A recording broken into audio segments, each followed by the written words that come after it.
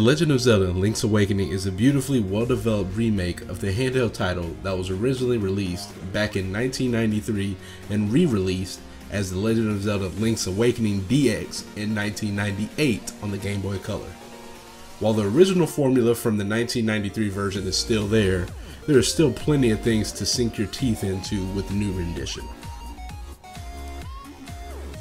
The game starts out with the Hyrulean hero, Link, being washed ashore Koholint, I think is how you pronounce it, the Koholint Island, where he is found by Marin and nursed back to health.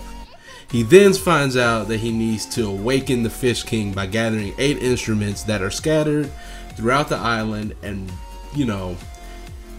so that he can get back to the land from which he came. Along the way, you gather items that aid you throughout your adventure, some that you pick up while playing the main story quest, and some you pick up by doing some of the side quests or trade quests as you progress throughout the game. The trade quests are simple exchanges with characters that are scattered throughout the world. You give them an item, they give you the next one until you get to the last one, and then you have the grand item that you've been doing all this for. Just like any other Zelda game, there's always something to explore, a puzzle to crack, or a mini game to play, such as the claw or fishing games that are part of Link's Awakening. For those of you that are thinking that you don't have any reason to play this game because you played the game back on the Game Boy, y'all should probably think again. The beautiful 3D sprites and open world are a pleasure to explore on the Nintendo Switch. Add in the dungeon creator for some extra mid and post game fun, and this is a well balanced package. There is a lot there for you to do. Every dungeon feels totally unique and has their own aesthetic. There might be a lava dungeon, there'll be a water dungeon. It's kind of like the Zelda games have been in the past. So don't think because it's a remake of a Game Boy game that you won't be getting that full-blown Zelda experience. Puzzles are challenging, but not to the point where they will completely stump and frustrate you. There is a fine line that Nintendo decided to ride for this game as far as difficulty goes, and it works perfectly. The game takes advantage of the extra buttons that the Nintendo Switch presents compared to the Game Boy and makes it feel like a modern Zelda game. All of the music from the previous game has been recreated and captures the nostalgic sound perfectly. You will find yourself humming along to all of your favorite tunes. The overworld tune is some of the best Zelda music to date, and this is one of my favorite Zelda games ever.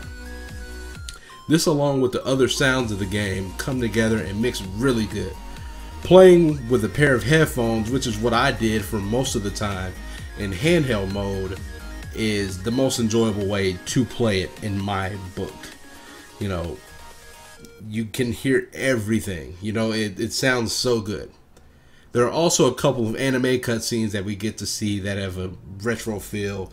I really wish that there was more of those sprinkled throughout the campaign, but it definitely doesn't hinder the game in any way, shape, or form, without them being in there. I never found myself getting bored as I played this game, and I probably will play through it again, and I'm definitely going to go through and collect everything and go play the mini games some more. There's all kinds of stuff to do after the game ends, after the credits roll. I recommend this to all Switch owners, not only because this is a Zelda game, but because it is just a near perfect video game altogether. It's not every day that we get to celebrate the launch of a Zelda game. Sometimes we get 5 years in between them, sometimes we get 6, so you gotta take advantage of this. This game never breaks flow. There are plenty of items to keep it fresh and plenty of quests, dungeons, hidden goodies, and everything else that'll keep you hungry and coming back for more. I totally recommend this game. If I had to rate it on a scale of 1 to 10, I'd give it a 9.5. I want to give it a 10, but something in my head is like 9.5. It's a remake, so I give it a 9.5. And like I said, I recommend every Switch owner play this game. Don't forget to like, comment down below if you've got this game. Comment down below if you have any questions regarding the game. And I will catch you guys later.